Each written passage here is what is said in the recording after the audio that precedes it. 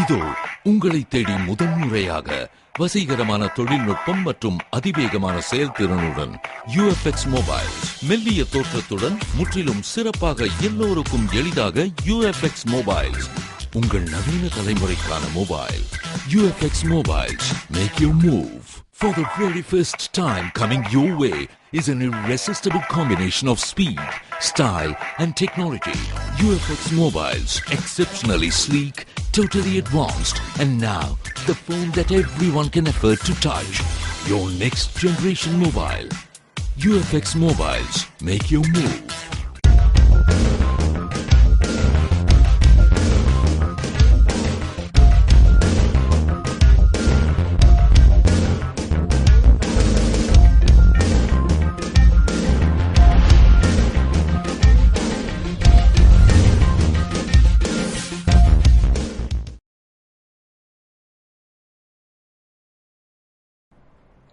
வணக்கம். புதுவையில் தடையையும் மீறி விற்பனைக்காக பிளாஸ்டிக் பைகளை வைத்திருந்த பிளாஸ்டிக் பை குடோனில் அதிகாரிகள் சீல் வைத்து 9 லட்சம் மதிப்புள்ள பிளாஸ்டிக் பைகளை பறிமுதல் செய்தனர். புதுவையில் 50 மைக்ரானுக்கும் குறைவான பிளாஸ்டிக் பொருட்களை தயாரிக்கவோ விற்கவோ கூடாது என்று கடந்த 2009 அரசு அறிவித்தது.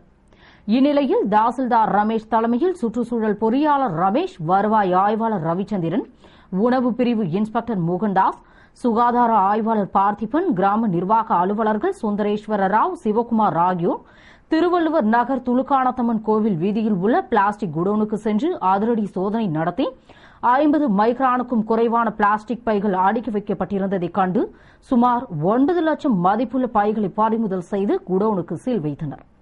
இதுகுறித்து தாசில்தார் ரமேஷ் கூறுகையில், 50 மைக்ரானுக்கும் குறைவான பிளாஸ்டிக் பைகள் மண்ணில் மக்குவதில்லை. இதனால் சுற்றுச்சூழலுக்கு கேடு விளைகிறது என்பதால் அரசு தடை செய்ததை அடுத்து வியாபாரிகளுக்கு எச்சரிக்கை விடுக்கப்பட்டும் தடையை மீறியதால் நடவடிக்கை எடுத்ததாகவும், மேலும் இதுபோன்ற சோதனை தொடரும் என்று கூறினார். புதுச்சேரி அரசானது கடந்த 2009 ஆண்டு ஒரு அரசு ஆணையை வெளியிட்டது. அந்த அரசு ஆணையில பிளாஸ்டிக் மெட்டீரியல்ஸ் 50 மைக்ரானுக்கு கீழே இருக்கிற அந்த பிளாஸ்டிக் மெட்டீரியல்ஸ் தடை செய்யப்பட்டது. அவ்வாறு தடை செய்யப்பட்ட மெட்டீரியல்ஸ் எதுன்னு பார்த்தீங்கன்னா டிஸ்போசல் கப்ஸ், கேரி பேக்ஸ் அப்படி போன்ற பொருட்கள்லாம் தடை செய்ய வச்சிருந்தாங்க. அந்த தடை செய்யப்பட்ட அந்த உத்தரவை வந்து அமலாக்கம் செய்யறதுக்கு ஒரு அனைத்து துறை சார்ந்த அதிகாரிகளும் வந்துட்டு ஒரு குழுவாக நியமிச்சிருந்தாங்க. அதன் அடிப்படையில் இன்று மாவட்ட ஆட்சியர் வந்துட்டு அவருடைய உத்தரவை நடத்திட்டு இந்த டிவி நகர்ல விக்டரி பாலிமர்ஸ்ன்ற ஒரு கம்பெனியோட குடோன் இருக்கு. அந்த குடோனை வந்து பார்க்கறது அந்த வெறும் இந்த கிட்டத்தட்ட வந்து 60 அடிக்கு நீட்டு இருக்கிற அந்த குடோன்ல வந்துட்டு வெறும் தடை செய்யப்பட்ட அந்த 50 மைக்ரானுக்கு கீழே, அதாவது குறிப்பா பாத்தீங்கன்னா வெறும் 10 மைக்ரான் கொண்ட கேரி பேக்ஸ் தான் அவங்க வந்து வச்சுட்டு வித்துட்டு இருக்காங்க. அதன்படி என்விரான்மெண்ட் ப்ரொடெக்ஷன் ஆக்ட் 1986 படி அந்த கடையை சீல் பண்ணிட்டு அந்த பொருட்களை சீஸ் பண்ணிட்டு, மேலும் அந்த கடையோட ஓனரை வந்துட்டு நாங்கள் வந்து கிரிமினல் நடவடிக்கை, அதாவது அவர் மீது வழக்கு தொடர்ந்து மேல் நடவடிக்கை எடுத்துக்கிறோம். இதனுடைய மதிப்பு வந்துட்டு தோராயமாக குறிப்பாக வந்துட்டு 7 to 9 லட்சம் வரைக்கும் இருக்குன்னு நாங்கள் வந்து எதிர்பார்க்கிறோம். புதுவை கோர்க்காடு அருள்மிகு எல்லையம்மன் கோவில் தேர் திருவிழாவில் முதல்வர் ரங்கசாமி கலந்து கொண்டு வடம் பிடித்து தேரோட்டத்தை துவக்கி வைத்தார். புதுவை நெட்டப்பாக்கம் கொம்யூன் கோர்க்காட்டில் எழுந்தருளி உள்ள அருள்மிகு ஸ்ரீ எல்லையம்மன் கோவில் 64ஆம் ஆண்டு செடல் பிரம்மோற்சவத்தில் தேர் திருவிழா நடைபெற்றது. இதனை முன்னிட்டு நடைபெற்ற சிறப்பு அபிஷேகம் மற்றும் ஆராதனைகளில் முதல்வர் ரங்கசாமி கலந்து கொண்டு தங்க நாக கவச அலங்காரத்தில் அம்மன் தேரோட்டத்தை வடம் பிடித்து இழுத்து துவக்கி வைத்தார். விழாவில் திரளான பக்தர்கள் பங்கேற்று சாமி தரிசனம் செய்தனர். அதேபோன்று அரியாங்குப்பம் புவனேஸ்வரி அம்மன் ஆலயத்தில் 3ஆம் வெள்ளிக்கிழமையை முன்னிட்டு சிறப்பு வழிபாடுகள் நடைபெற்றது. இதனை முன்னிட்டு மகளிர் நோன்பிருந்து 108 பால்குடங்கள் ஏந்தி ஊர்வலமாக வந்து அம்மனுக்கு 108 பால்குட அபிஷேகம், சிறப்பு அலங்காரம் மற்றும் பூஜைகள் நடைபெற்றது. அதேபோன்று பாகூர் அருள்மிகு ஸ்ரீ பூலோக மாரியம்மன் கோவில் செடல் உற்சவத்தில் 3ஆம் நாள் விழாவாக அம்மனுக்கு அபிஷேக ஆராதனையும் அதனைத் தொடர்ந்து அன்னதானமும் நடைபெற்றது. விழாவில் திரளான பக்தர்கள் பங்கேற்று வழிபட்டு அம்மனின் திருவருளை பெற்றனர். புதுவை வாழைக்குளத்தில் அடுக்குமாடி குடியிருப்புகளை ஆய்வு செய்ய வந்த அதிகாரிகளை மீனவர்கள் சிறைப்பிடித்து போராட்டத்தில் ஈடுபட்டதால் பெரும் பரபரப்பு ஏற்பட்டது. புதுவை வாழைக்குளம் முருகேச கிராமணி தோட்டத்தில் மீனவர்களுக்காக குடிசை மாற்று வாரியம் சார்பில் 168 வீடுகள் கொண்ட அடுக்குமாடி குடியிருப்பு உள்ளது. இதில் 92 வீடுகள் பயனாளிகளிடம் ஒப்படைக்கப்பட்டு மீனவர்கள் வசித்து வருகின்றனர். இந்த குடியிருப்பை ஆய்வு செய்ய குடிசை மாற்று வாரிய அதிகாரிகள் செல்வராஜ், வைத்தியநாதன் ஆகியோர் சென்றபோது அங்கு குடிநீர் வசதி மற்றும் நிபந்தனையின்றி மின் இணைப்பு வழங்காததற்கு எதிர்ப்பு தெரிவித்து 2 அதிகாரிகளையும் மக்கள் சிறைப்பிடித்தனர். பின்னர் அந்த குடியிருப்பில் உள்ள ஒரு வீட்டின் அறையில் அடைத்து பூட்டிவிட்டு தங்களுடைய கோரிக்கைகளை வலியுறுத்தி ஆர்ப்பாட்டம் செய்தனர். இதனால் அப்பகுதியில் பெரும் பரபரப்பு ஏற்பட்டது. இதுகுறித்த தகவல் அறிந்த முத்தியால்பேட்டை போலீசார் சம்பவ இடத்திற்கு விரைந்து வந்து போராட்டத்தில் ஈடுபட்ட மீனவர்களுடன் சமாதான பேச்சுவார்த்தை நடத்தி போராட்டத்தை கைவிட செய்து சிறைப்பிடிக்கப்பட்ட அதிகாரிகளை மீட்டனர். முதல்வர் ரங்கசாமியின் பிறந்த நாளை முன்னிட்டு அருள்மிகு மணக்குள விநாயகர் கோவிலில் அமைச்சர் பன்னீர்செல்வம் முன்னிலையில் தங்கத்தேர் இழுக்கப்பட்டது. புதுவை முதல்வர் ரங்கசாமியின் 63வது பிறந்த நாளை முன்னிட்டு அருள்மிகு மணக்குள விநாயகர் கோவிலில் சிறப்பு பூஜைகள் நடைபெற்றது மற்றும் அமைச்சர் பன்னீர்செல்வம் முன்னிலையில் தங்கத்தேர் இழுக்கப்பட்டது.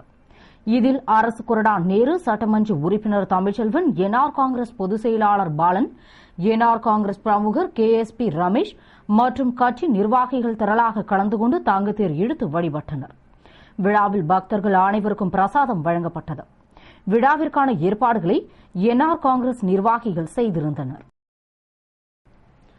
புதுவை முதல்வர் ரங்கசாமியின் பிறந்த நாளை கொண்டாட நகர் முழுவதும் பிரம்மாண்டமான வாழ்த்து பேனர்களை வைத்து என்ஆர் காங்கிரஸ் நிர்வாகிகள் பிரம்மாண்டமான ஏற்பாடுகளை செய்துள்ளனர். புதுவை முதலமைச்சர் ரங்கசாமியின் 63வது பிறந்த நாள் விழாவினை நாளை 4ஆம் தேதி கொண்டாட என்ஆர் காங்கிரஸ் நிர்வாகிகள் பிரம்மாண்ட ஏற்பாடுகளை செய்து வருகின்றனர். இதனை முன்னிட்டு அனைத்து தொகுதிகளிலும் அன்னதானம் மற்றும் நலத்திட்ட உதவிகளை என்ஆர் காங்கிரஸ் நிர்வாகிகள் செய்து வருகின்றனர். மேலும் அவரது பிறந்த நாளை முன்னிட்டு நகர் முழுவதும் முதல்வர் ரங்கசாமியை வாழ்த்தி விதவிதமான பேனர்கள் வைக்கப்பட்டுள்ளது. மேலும் கிழக்கு கடற்கரை சாலை, வில்லியனூர் சாலை, வழுதாவூர் சாலை, விழுப்புரம் சாலை என முக்கிய சாலைகளில் அலங்கார வளைவுகள் மின்விளக்குகளால் அலங்கரிக்கப்பட்டு அமைக்கப்பட்டுள்ளது. மொத்தத்தில் முதல்வரின் பிறந்த நாளை முன்னிட்டு புதுவை நகரமே விழாக்கோலம் பூண்டுள்ளது.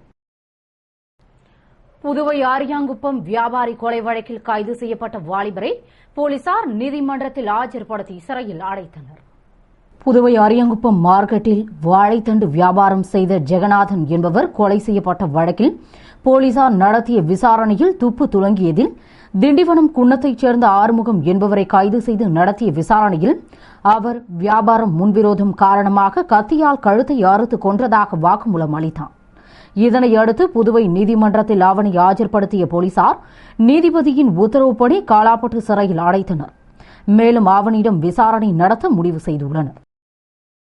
தவறான சிகிச்சையால் உயிரிழந்த சிறுமியின் உறவினர்கள் மற்றும் விடுதலை சிறுத்தைகள் கட்சியின் நிர்வாகிகள் மருத்துவ ஊழியர் மீது நடவடிக்கை எடுக்க வலியுறுத்தி கலெக்டர் அலுவலகத்தை முற்றுகையிட்டதால் பெரும் பரபரப்பு ஏற்பட்டது.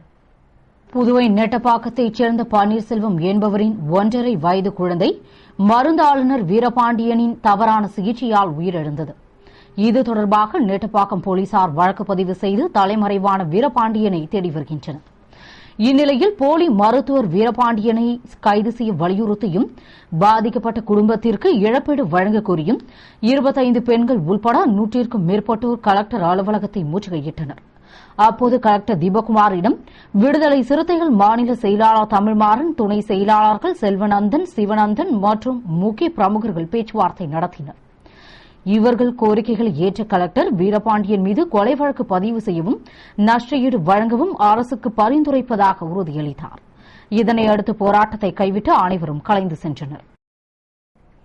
புதுவை திராவிட முன்னேற்றக் கழக விவசாய அணிக்கு தேர்ந்தெடுக்கப்பட்ட நிர்வாகிகள் மாநில அமைப்பாளர் ஜானகிராமனை சந்தித்து வாழ்த்து பெற்றனர். புதுவை மாநில திராவிட முன்னேற்றக் கழக விவசாய அணிக்கு அமைப்பாளராக சோமு என்கிற சோமசுந்தரம், துணை அமைப்பாளர்கள் பரமபதம், தங்கவேலு, கண்ணன், பாரதிதாசன், அமிர்தலிங்கம், ராமமூர்த்தி மற்றும் நிர்வாகிகள் புதியதாக தேர்ந்தெடுக்கப்பட்டுள்ளனர். தலைமை கழகத்தால் நியமிக்கப்பட்ட புதிய நிர்வாகிகள் மாநில அமைப்பாளர் ஜானகிராமனை சந்தித்து பொன்னாடை அணிவித்து கௌரவித்து வாழ்த்து பெற்றனர்.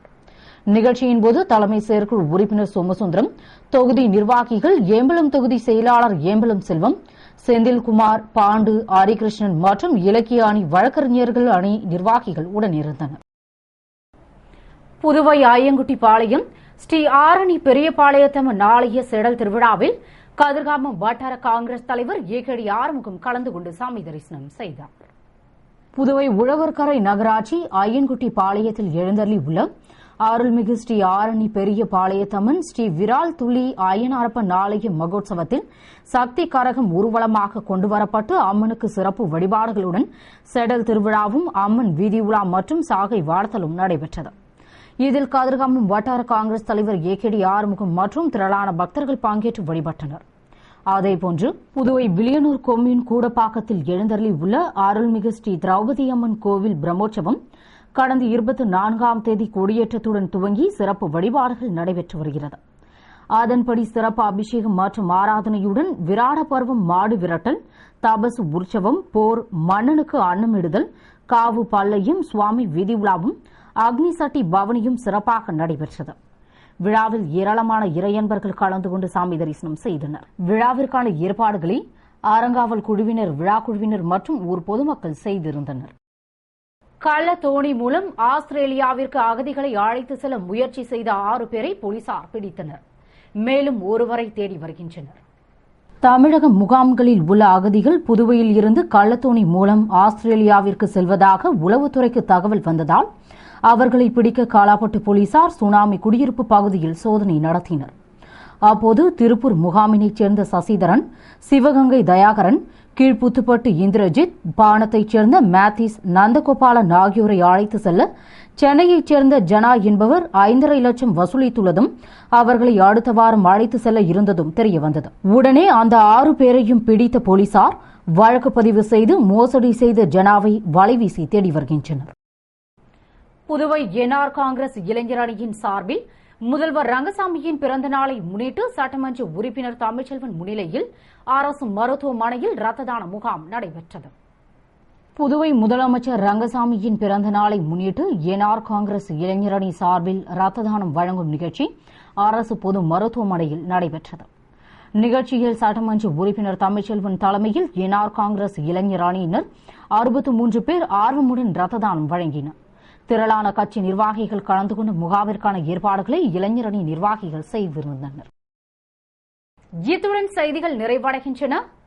வணக்கம்.